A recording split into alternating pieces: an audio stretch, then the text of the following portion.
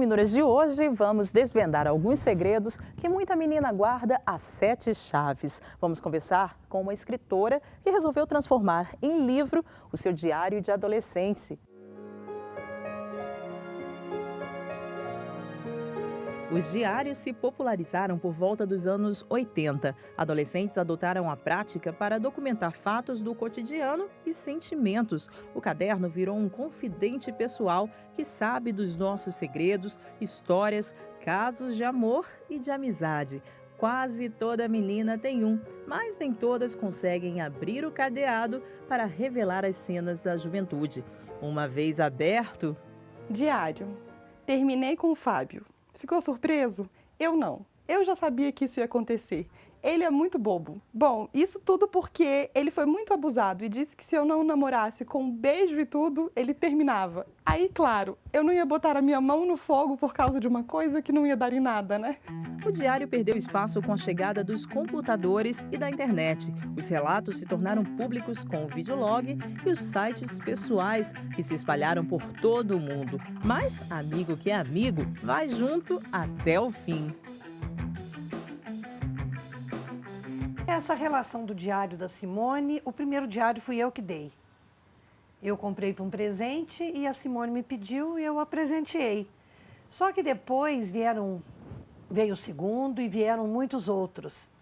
E quando ela iniciou esse diário que deu origem ao livro, eu sabia que existia um certo interesse no amiguinho de frente, mas não pensei que fosse tão sério a nível de ser registrado, tanto que virou um livro.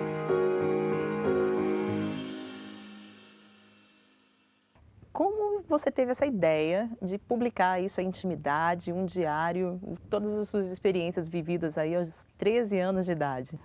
Bom, eu sempre quis publicar um livro, né? Eu sou escritora desde que eu aprendi a escrever, eu gosto de dizer.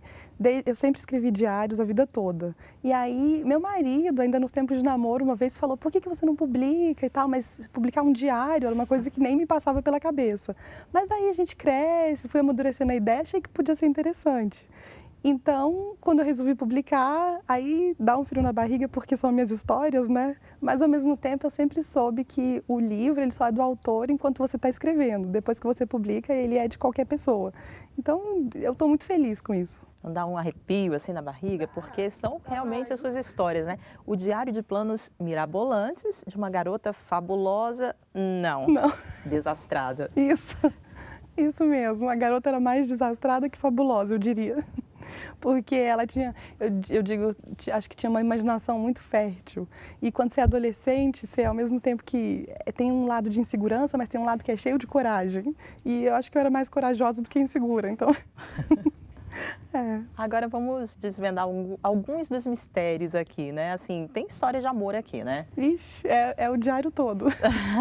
Conta aí como era essa relação com o seu vizinho, né? Era uma relação aí que acontecia pela janela. Isso, eu tinha um vizinho, eu morava num prédio no 6º andar e no prédio em frente, no 4º andar, tinha um vizinho que um dia o descobri e aí a gente namorava pela janela, digamos assim, dava tchau, daí às vezes brigava pela janela, batia a janela, era briga, às vezes abria a janela só um pouquinho e tudo se desenvolvia por ali. Toda uma linguagem aí. Toda uma linguagem, e tinha um pai muito bravo que não queria que eu namorasse porque eu ainda era nova, com 13 anos, então ainda tinha que ficar contornando o pai e assim ia acontecendo as coisas. Agora conta uma história aí de desastre, o que aconteceu aí de... Desastre? Não sei se é bem um desastre. Bom, teve uma vez que eu queria chamá-lo para descer, porque era sempre... Eu tomava as iniciativas, daí eu queria uma forma criativa, aí eu pedi para minha mãe me levar na casa, ela conhecia a vizinha que morava em cima do apartamento dele, e aí eu fiz um cartaz e desci o cartaz para ele ver, né, embaixo da janela dele estava escrito assim, o convite que vem de cima é para descermos. Mas aí, na última hora, o cartaz já estava lá e eu vi que, na verdade, eu estava segurando embaixo da janela errada. E aí eu, ai meu Deus, sobe, sobe, sobe, não queria que as irmãs dele vissem. Foi mais ou menos isso. Uma dessas histórias contadas, suas experiências, é justamente uma simpatia para arranjar namorados. Vamos conhecer um trechinho? 13 de junho, dia de Santo Antônio. Prontinho. Acabei de deixar minhas 3 simpatias feitas. Uma foi para arranjar namorado, claro. E foi o seguinte: peguei uma maçã e parti ao meio. Escrevi dentro com caneta vermelha uma oração para Santo Antônio, num papel branco virgem. Assinei com meu nome e dobrei. Coloquei dentro da maçã e juntei as 2 metades de novo. Amarrei com barbante, enterrei a maçã no canteiro de plantas aqui de casa. Agora é só não começar a crescer uma macieira aqui na varanda e tudo estará bem. Agora, assim, diários você conta várias histórias e tudo desde que você aprendeu a escrever, como você falou, Isso. né? Mas, assim, a técnica da escrita veio também depois de fazer o curso de letras na Universidade de Brasília também? Ou você acredita que o dom foi maior do que a técnica? Eu não sei, eu digo que eu procurei o curso de letras porque eu já tinha essa alma escritora. Não foi o curso de letras que me despertou para isso, mas com certeza ajuda bastante, né? Estudei bastante isso, continuo estudando até hoje, mesmo depois de formada. Então, acho que é uma coisa complementando a outra. É. Agora você pretende publicar outros livros, outros diários também? Pretendo, sim. Eu já tenho um segundo livro que eu estou terminando de revisar, dando os toques finais, mas que seria mais para um público adulto. Uhum. Mas eu pretendo, sim, se esse aqui, depois fazer o próximo, talvez com dos 15 anos. E assim vai. O que você costuma ler hoje em dia, assim? É essa leitura mais madura, né? Que autores, por exemplo? Hoje em dia eu amo a Emily Giffin, eu acho que... E Clarice Lispector, ela é assim, eu leio desde a faculdade, Clarice, ela fala com a alma feminina como ninguém. Eu acho que ela consegue, nossa, colocar em palavras coisas que a gente sente e nem sabia que sentia. Então, eu leio muito. E as autoras do chick lit, né, que é o gênero chamado romances femininos. Então, Sophie Kinsella, a própria Emily Giffin, a Marian Keyes, todas elas. E acaba influenciando, né, um pouco o jeito que a gente escreve. E hoje em dia você tem o blog, Isso. você escreve livros. Como que é essa... Mas você sabe que eu acho que isso não mudou ao mesmo tempo. Eu sempre falo isso, que o meu blog, eu sei de algumas pessoas que leem, inclusive da família, meu marido, enfim. Mas quando eu estou escrevendo o post, eu não penso. Eu penso que ninguém vai ler, porque eu acho que se eu for pensar em quem for ler, eu ia ser muito influenciada. Então eu prefiro esquecer que vão ler e colocar ali minha essência, minha alma. Isso é muito eu preciso escrever, parece que é assim, para passar a vida limpo. Então, é assim, eu acho que o frio na barriga dá quando você vê publicado, né? Eu falei, e agora? Agora, em relação a essa publicação, você disse que contos você escreve alguns, mas não quer ver publicados. Por quê? Isso, eu não sei o que eu tenho com meus contos. Por quê? O que foi? Porque são, talvez... Não sei, o conto eu acho que é onde eu me aventuro mais. É engraçado, porque eu escrevi o primeiro conto, se passava na Rússia, em São Petersburgo, que é um lugar que eu nunca nem fui. Então eu pesquisei na internet, acho que é um lugar onde eu experimento mais.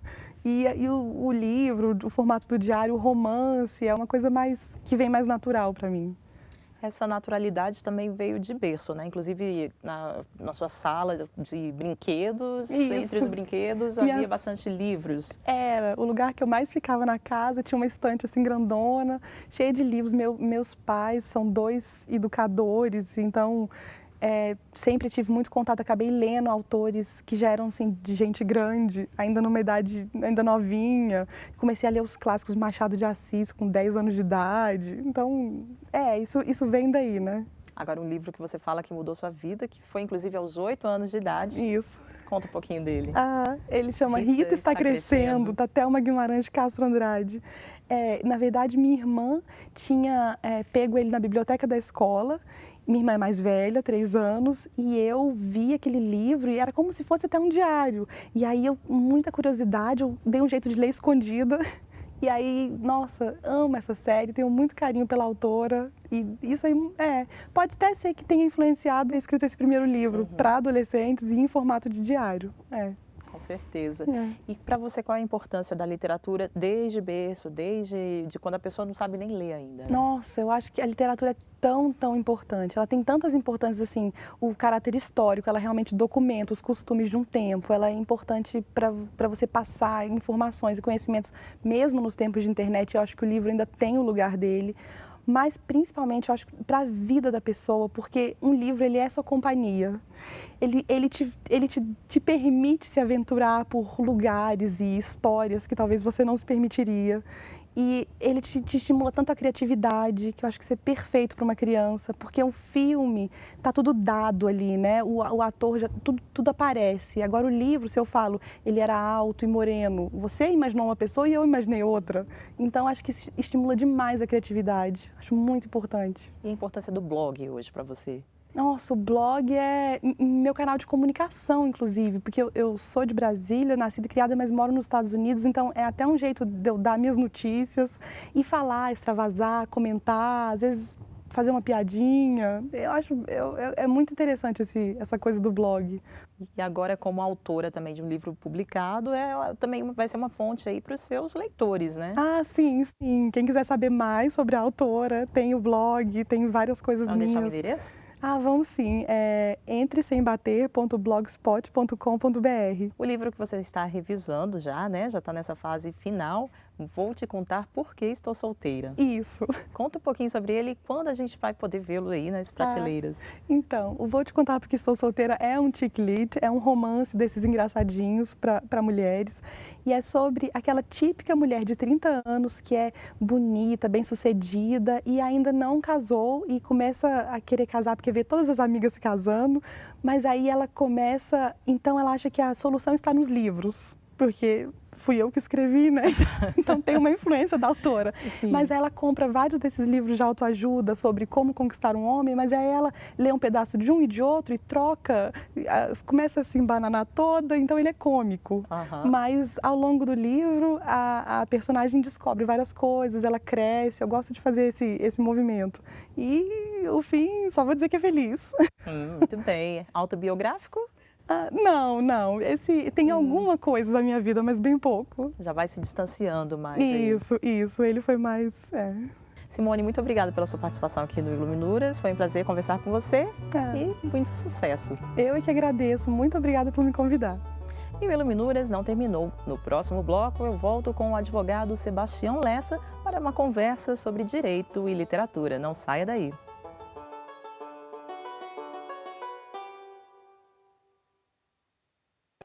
Ele é delegado aposentado, advogado e também escritor. Até hoje já foram 4 livros publicados. Converso agora com Sebastião Lessa. Temos aqui os Juristas do Mundo, que foi aí é uma coleção aí de juristas. São 5 países, né? Brasil, Argentina, África do Sul, Colômbia e Portugal. São temas comuns. Eu escrevi sobre a prova lícita, ilícita e prova ilícita por derivação, que é um tema universal, né? E eles escolheram, então por isso eu estou nesse livro. Fala um pouquinho do livro, assim, da temática que você escolheu. Porque, veja só, se é certo dizer que a jurisdição é a adição do direito e que a jurisdição traz a paz social, a jurisdição passa necessariamente pelo processo.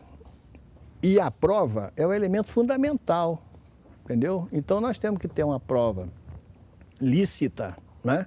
Então a Constituição Federal, no artigo 5º, inciso 56, ela diz que são inadmissíveis no processo as provas obtidas por meios ilícitos. E a reforma processual, agora de 2008, mudou a redação do artigo 157 e definiu o que é prova lícita, aquelas obtidas em observância às normas constitucionais e legais, as provas ilícitas, que são essas provas que contrariam essa regra, e as provas ilícitas por derivação, aquelas que advêm de uma prova ilícita, entendeu? Então, são direitos fundamentais, estão na Constituição, por isso que esse trabalho foi escolhido. Agora um livro publicado recentemente, né? Improbidade Administrativa, Doutrina e Jurisprudência. O que você trata aqui? Nós fizemos um trabalho era aquele quadro intrigante e incomodativo, um agente público exteriorizando sinais de riqueza, de uma evolução patrimonial incompatível com a sua remuneração e na época não se tinha como fazer. Então nós fizemos um estudo, apresentamos uma proposta de instrução normativa com base em 2 leis que estavam em vigor na época. E esse trabalho, coincidentemente, provocou também uma proposta do Ministério da Justiça, que veio a ser a lei, que veio a lume a Lei 8429/92, que é a lei que reprime a improbidade administrativa, com esse tipo. Então eu procurei escrever. Esse livro, ele é pontual. Por quê? Porque nós temos grandes obras aí sobre a Lei 8429.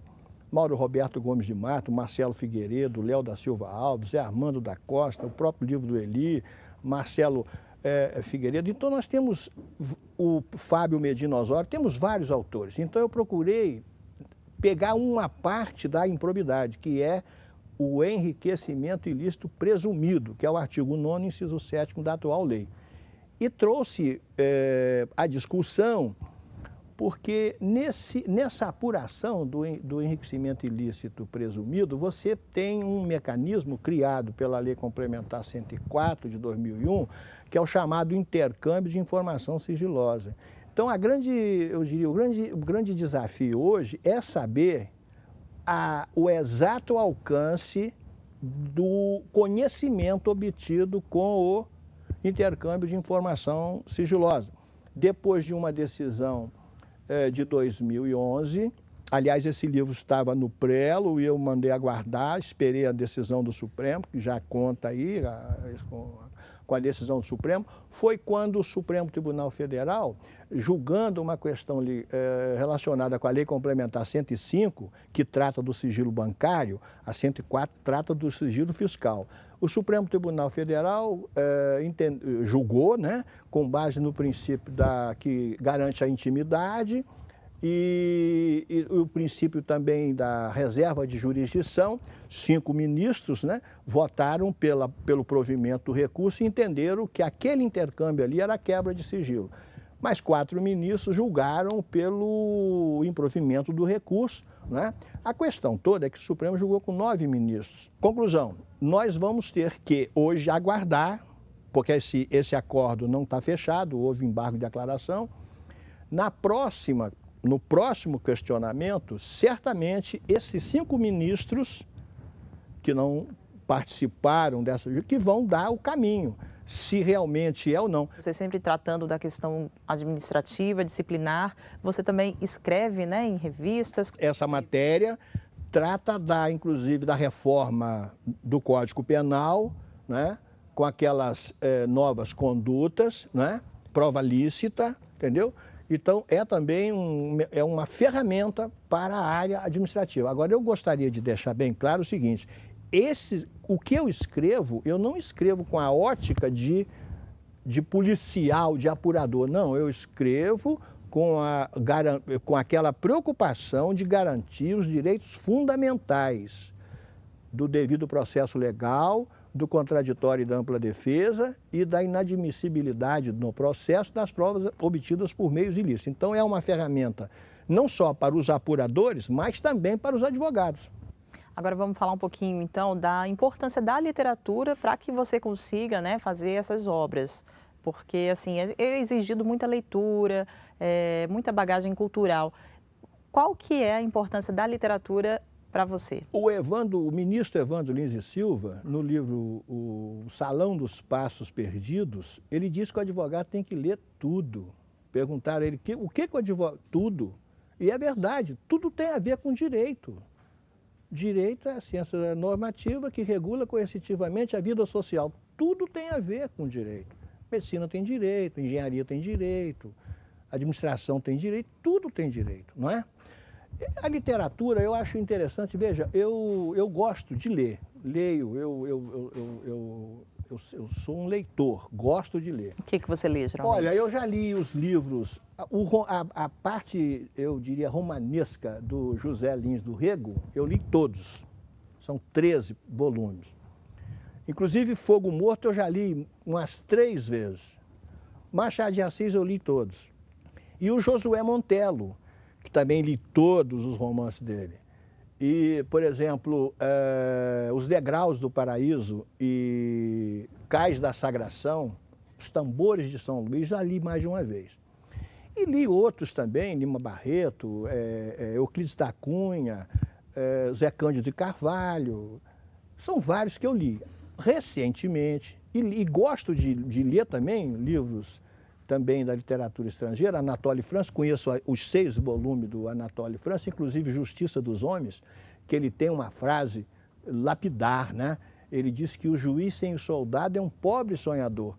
Ali você vê a força da lei pelo juiz e a força da polícia para cumprir a lei que o juiz determinou. Vamos aproveitar então a oportunidade de conhecer um pouco mais de Josué Montello.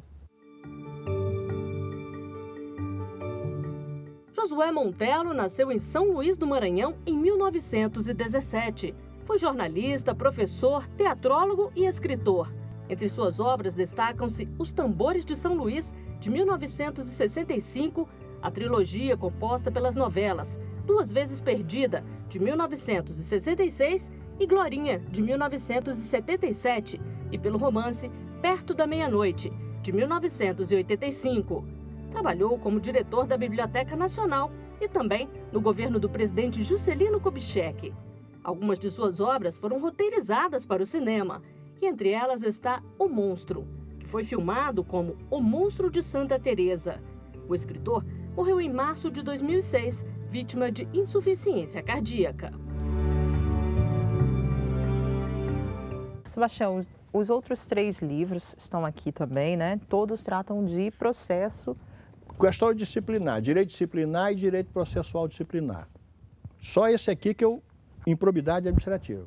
Então, me fala um pouquinho. Olha, eu trato aqui nesses 3 livros, nesses 2 temas práticos e direito administrativo disciplinar interpretado pelos tribunais, questões pontuais, por exemplo, independência das instâncias, quando é que uma sentença penal pode repercutir no âmbito disciplinar. Eu trato do devido processo legal, tanto o substantivo quanto o adjetivo. Eu trato, por exemplo, da questão da legalidade do mérito, aonde é a legalidade, aonde é o mérito, né?